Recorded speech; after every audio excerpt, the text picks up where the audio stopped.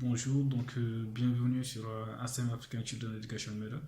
Donc là, je vais faire une petite synthèse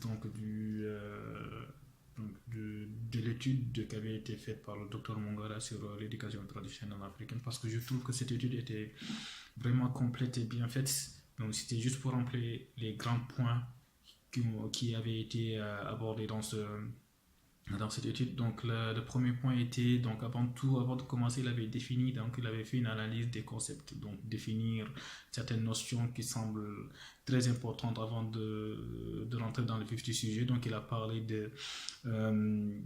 commencé par définir la tradition, après il est allé faire définir qu'est-ce que c'est une tradition, éducation traditionnelle en Afrique, et après définir les valeurs.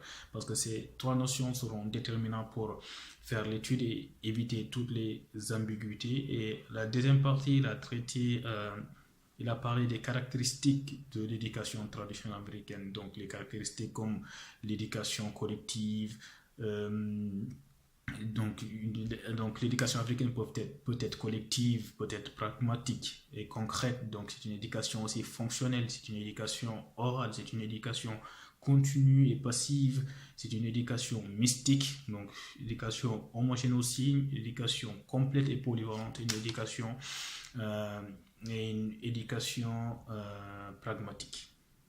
Donc après le grand 3, il parle des techniques de l'éducation, des techniques de l'éducation traditionnelle africaine, où il parle donc quelles sont les différentes techniques, les contes, les légendes, les proverbes, les devinettes, les jeux, la peur, tout ça sont des techniques qui sont utilisées dans l'éducation traditionnelle africaine pour éduquer l'enfant. Et après, il a parlé des structures de l'éducation traditionnelle africaine. Dans les structures, il parle en fait des trois étapes essentielles que l'enfant doit passer depuis l'étape de l'enfant jusqu'à l'étape de l'adulte.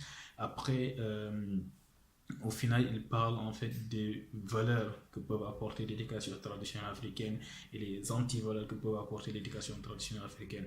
Et à la fin, enfin, dans sa conclusion, il fait la synthèse de toutes ces études et il fait une analyse très approfondie et il dit, en venant de lui, en tant qu'Africain, il dit que donc l'éducation traditionnelle africaine est une manière aujourd'hui de lutter contre la dépravation des mœurs, contre une société, donc contre un monde de plus en plus complexe, de plus en plus bizarre, où les valeurs morales, les valeurs familiales, les valeurs qui font qu'un homme soit humain sont en train de disparaître. Donc c'est une étude vraiment complète. Donc j'invite à tout celui qui veut avoir qui veut lire l'étude. Donc l'étude se trouve sur le net, donc n'hésitez pas à aller voir.